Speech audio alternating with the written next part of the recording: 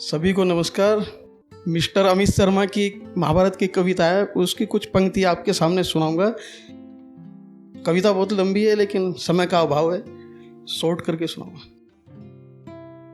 कि तलवार, धनुष और पैदल सैनिक कुरुक्षेत्र में खड़े हुए, रक्त पिपासु महारथी एक दूजे सम्मुख अड़े हुए। कई लाख सेना के आगे पांडव 5 बिचारे थे। एक तरफ थे योद्धा सब, एक तरफ समय के मारे थे। महासमर की प्रतीक्षा में सारे ताक रहे थे जी, और पार्थ के रथ को केशव स्वयं हाँक रहे थे जी। शुक्रिया। रणभूमि के सभी नजारे देखने में कुछ खास लगे। माधव ने अर्जुन को देखा, अर्जुन उन्हें उदास लगे। कुरुक्षेत्र का महासमर एक पल में तभी सजा डाला। 5 जन्य उठा कृष्ण ने मुख से लगा बजा डाला। हुआ शंखनाद, जैसे ही सबका मर्दन शुरू हुआ। रक्त बिखरना हुआ शुरू और सबका मर्दन शुरू हुआ। कहा कृष्ण ने उठ पार्थ, कहा कृष्ण ने उठ पार्थ, और एक आंख को मीच जरा। गांडी ऊपर रख बाणों को, प्रत्यंचा को खींच जरा। और आज दिखा दे रणभूमि में, अरे आज दिखा दे रणभूमि में योद्धा की तासीर। यहां इस धरती पर कोई नहीं अर्जुन के जैसा वीर यहां। शुक्रिया। सुनी बात माधव की तो अर्जुन का चेहरा उतर गया। एक धनुर्धारी की विद्या मानो चूहा कुतर गया। बोले पार्थ सुनो कान्हा, जितने ये सम्मुख खड़े हुए हैं, हम तो इनसे सीख सीख कर सारे भाई बड़े हुए हैं। इधर खड़े बाबा भीष्म ने मुझको गोद खिलाया है। गुरु द्रोण ने धनुष बाण का सारा ज्ञान सिखाया है। सभी भाई पर प्यार लुटाया। कुंती मात हमारी ने कमी कोई नहीं छोड़ी थी, प्रभु माता गांधारी ने। ये जितने गुरुजन खड़े हुए हैं सभी पूजने लायक हैं। माना दुर्योधन दुशासन थोड़े से नालायक हैं, पर मैं अपराध क्षमा करता हूं, मैं अपराध क्षमा करता हूं। बेशक हम ही छोटे हैं, ये जैसे भी हैं आखिर माधव सब ताऊ के बेटे हैं। और छोटे से भूभाग की खातिर हिंसक नहीं बनूंगा मैं। स्वार्थ त्याग कर अपने कुल का विध्वंसक नहीं बनूंगा मैं। अरे खून सने हाथों को होता राजभोग अधिकार नहीं। परिवार मारकर गद्दी मिले तो सिंहासन स्वीकार नहीं। और रथ पर बैठ गया अर्जुन और मुख माधव से मोड़ दिया।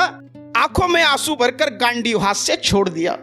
गांडीव हाथ से जब छूटा माधव भी कुछ अकुलाए थे। शिष्य पार्थ पर गर्व हुआ और मन ही मन हर्षाए थे। मन में सोच लिया अर्जुन की बुद्धि ना सकने दूंगा। समर भूमि में पार्थ को कमजोर नहीं पड़ने दूंगा।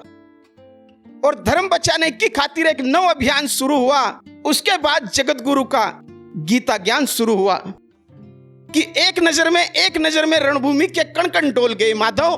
टकटकी बांधकर देखा अर्जुन, एकदम बोल गए माधव कि पार्थ मुझे पहले बतलाते, मैं संवाद नहीं करता। तुम सारे भाइयों की खातिर मैं कोई विवाद नहीं करता।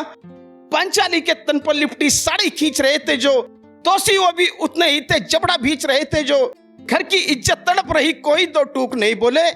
पौत्र बहू को नग्न देखकर गंगा पुत्र नहीं खोले। शुक्रिया। तुम कायर बनकर बैठे हो, ये पार्थ बड़ी बेशर्मी है। संबंध उन्हीं से निभा रहे जो लोग यहाँ अधर्मी हैं।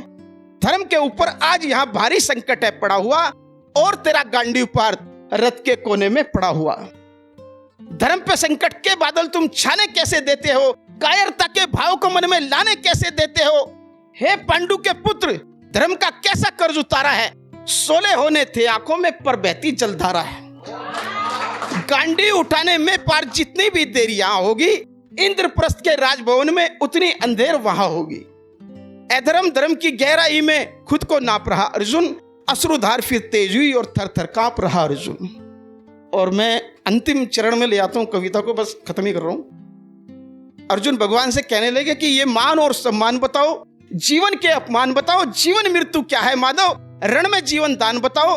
काम क्रोध की बात कही तो मुझको उत्तम काम बताओ। और खुद को ईश्वर कहते हो तो जल्दी अपना नाम बताओ।